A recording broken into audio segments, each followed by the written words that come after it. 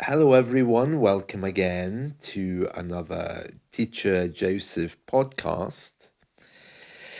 In the news today here in the UK, the government have announced that porridge and types of pancakes are among foods which is going to be banned in advertising because the government thinks that it makes us fat.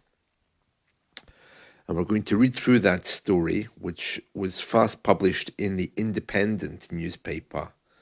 It says here, porridge and crumpets, a crumpet is a type of pancake, are among the food products in an anti-obesity advertising campaign. That's really funny. Do you know, as a diabetic, I'm told that I should be eating lots of porridge. It's low in carbohydrates, it's good for fiber, and that's what I should be looking at rather than cereal. Well, it doesn't matter because porridge is being banned in advertising, and so is cereal. So let's read about that. The ban, which will come into effect in October 2025, will mean products the government thinks are unhealthy cannot be advertised before the watershed. Now, let me just tell you what the watershed is. The watershed is a time when our programs become more unsuitable for children.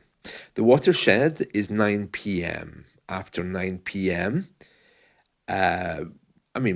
programs probably would be okay for kids, but maybe a little bit more violent, But with these days of Netflix and everything else, it really doesn't make a lot of difference. If a child wants to see something violent, he will find it. But the watershed is the official time when our national TV channels don't show us things suitable for kids. Now, I don't mean that we are sitting here at 9 p.m. saying, ha ha ha ha, adult programs, It's not like that at all. In fact, I don't think our TV shows many things which are risque, so to speak. But the watershed does give a lot of guidance if you're, looking to show violence in these things. Movies which are restricted to over 18s or even over 15s, I think, would be affected by the watershed. The word watershed itself, of course, comes from water being diverted to somewhere else, the watershed or the flow of the tide. You can investigate that word. You'll find it in your dictionary. Watershed. It's very common, but when you hear it as a noun, the watershed, you'll understand that it means the time of children not being able to watch TV. It has some other meanings in English, but in broadcasting, the watershed is the time when things change. You may have heard the term before. It's very common and it exists in many, many countries around the world. I'm just looking here to see if there was any background to the word itself. And it says here, more or less, what I said earlier, an area of land that separates waters flowing to different rivers. Okay. Anyway, getting back to this story where the government's decided to prohibit advertising of porridge. Sounds ridiculous. As a diabetic, I was told, oh, you remember Teacher Joseph, porridge, porridge, low in carbohydrates, high in fiber. Yeah. Okay, it says here, porridge and crumpets, that's a type of pancake, are among the products included in a pre-watershed ban of junk foods under new law to tackle obesity for children. Details of the restrictions shown on Tuesday, show that baked goods, including scones, croissants, pain au chocolat, pancakes and waffles, will now all be considered junk food for the purposes of advertising. Oh, really? My favorite ones there, especially those pan au chocolate. They're delicious, those things. I used to love those in Spain when I lived there. Cakes, including muffins, flapjacks, and mini rolls, will also be banned. But cake decorations will be okay, and traditional loaves with sugar will also be fine. Really? The restrictions will also apply to sugary breakfast cereals, muesli, and porridge oats, including instant porridge and hot-based cereals. Snacks, including protein bars, cereal bars, and biscuits, will also be included in the ban. Oh, they've just covered my entire diet there, I think. It leaves room for healthy versions of products to continue to be advertised. And then the story continues that unhealthy soft drinks, including lemonades, colas, energy drinks, and others, will also be affected, including milk substitute drinks such as soya, almond, oat, hemp, hazelnut, or rice, but only the ones that contain a lot of sugar, I think. It will also apply to crisps, particularly chickpea or lentil-based ones. This will also include a ban for online advertisers, as children shouldn't be seeing these kinds of things. And it's saying how this will save the government lots of money because kids won't eat and then they won't go to the hospital to be treated for obesity. The government is saying that 1 in 10 kids are now living with obesity. Well, if they're living with obesity, they'll be living with the parents who are probably huge. The report here is written in a very indirect way. It's a very polite way of saying they're fat.